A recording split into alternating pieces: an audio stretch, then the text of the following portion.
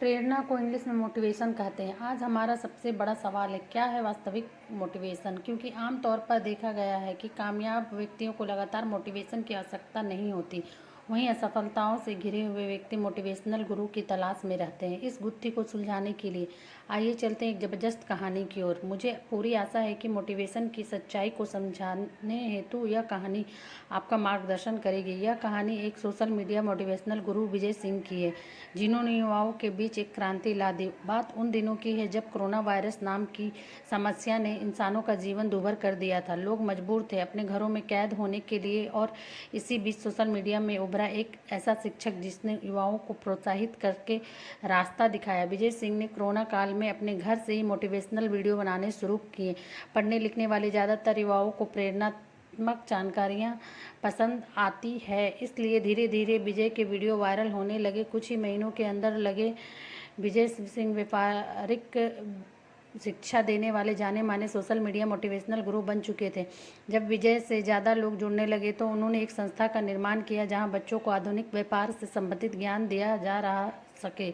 एक दिन विजय सिंह ने अपने संसाधन में ओपन सेमिनार किया, जिसके लिए पूरे देश से युवा इकट्ठे हुए। इन्हीं युवाओं के बीच 4 लड़के ऐसे भी थे जिन्होंने प्रोत्साहित होकर बड़े बड़े गुनाहों को अंजाम दे दिया, जिसका खामियाजा विजय सिंह को भुगतना पड़ा। दरअसल उन 4 युवाओं में से एक लड़का प्यार में अपना दिल टूटने की वजह से इंतकाम लेना चाहता था। दूसरा लड़का एक कार ड्राइवर था जिसे अपनी मां के इलाज के लिए बहुत से पैसे की आवश्यकता थी और वह पैसों का इंतजाम नहीं कर पा रहा था। तीसरा लड़का तैराकी बनना सीखना चाहता था, लेकिन उससे पानी में जाने से डर लगता था, इसीलिए वह मोटिवेट होने आया था। और चौथा लड़का बहकावे में आकर आतंकवादी बनना चाहता था। सेमिनार के दौरान विजय ने मोटिवेशन की आग लगा दी। उसने अपने व्याख्यान में कहा कि यदि तुम लोग कामयाब होना चाहते हो तो अपनी मंजिल की तरफ आगे बढ़ जाओ, रास्ता खुद ब खुद मिल जाएगा। बस फिर क्या था, उन 4 युवाओं ने विजय सिंह से प्रोत्साहित होकर अपने अपने स्तर पर अपना लक्ष्य प्राप्त करने के लिए आगे बढ़ गए, जिसके परिणाम स्वरूप पहले लड़के ने प्यार के धोखे का बदला लेने के लिए अपनी प्रेमिका के नए प्रेमी पर जानलेवा हमला किया, जिससे उसे गंभीर चोटें आईं और उसे दर्दनाक हालत में अस्पताल में भर्ती करवाना पड़ा। हालांकि वारदात के कुछ देर बाद लड़के को गिरफ्तार कर लिया गया। दूसरा लड़का अपने मालिक के घर से गहने चोरी करके अपनी मां का इलाज करवाने पहुंचा है, लेकिन उसे भी सूचना मिलते ही अस्पताल से गिरफ्तार कर लिया गया। तीसरा लड़का तैराकी सीखने के लिए बिना किसी मदद के अकेले ही नदी में कूद गया और पानी में डूबने से उसकी जान चली गई। और चौथा लड़का, जिसके इरादे खौफनाक थे, उसने एक इलाके में जाकर गैस सिलेंडर से धमाका करना चाहा, लेकिन वहां मौजूद भीड़ की सूझबूझ से उसे काबू कर लिया गया। लेकिन कहानी में मोड़ तब आया जब चारों युवकों के अपराधों के तार विजय सिंह के मोटिवेशनल प्रोग्राम से जुड़े नजर आ रहे थे।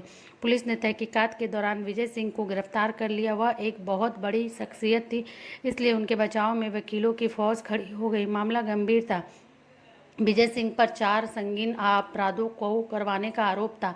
मामला कोर्ट तक पहुंचा। जैसे ही न्यायाधीश को सरकारी वकील के माध्यम से पता चला कि आरोपी ने अनजाने में अपराधियों को प्रोत्साहित करके गुनाह करने को उकसाया है, उन्हें आश्चर्य हुआ, क्योंकि अदालत में यह पहला मामला था जिसमें किसी शिक्षक पर इस तरीके के संजीदा आरोप लगे थे। लेकिन तभी विजय सिंह के वकील ने बचाव में दलील देते हुए कहा, किसी को प्रोत्साहित करना तो मोटिवेशनल गुरुओं का काम है। वह भला कैसे जान सकते हैं कि उनके बीच मौजूद जनता किन इरादों से प्रोत्साहित होने आई है।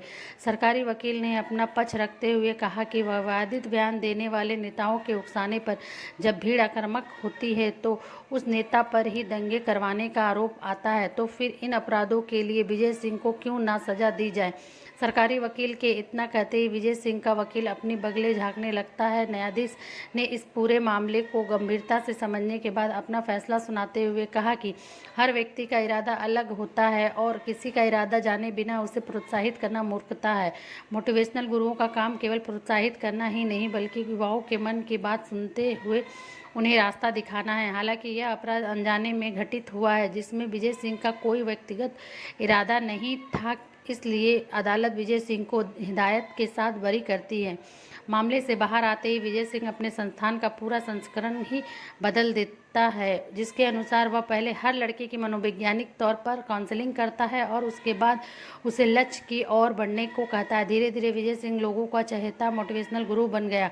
अब वो समझने लगा था कि असली प्रोत्साहन का मतलब सार्थक उद्देश्य की ओर दिशा देना होता है। और इसी के साथ कहानी खत्म हो जाती है।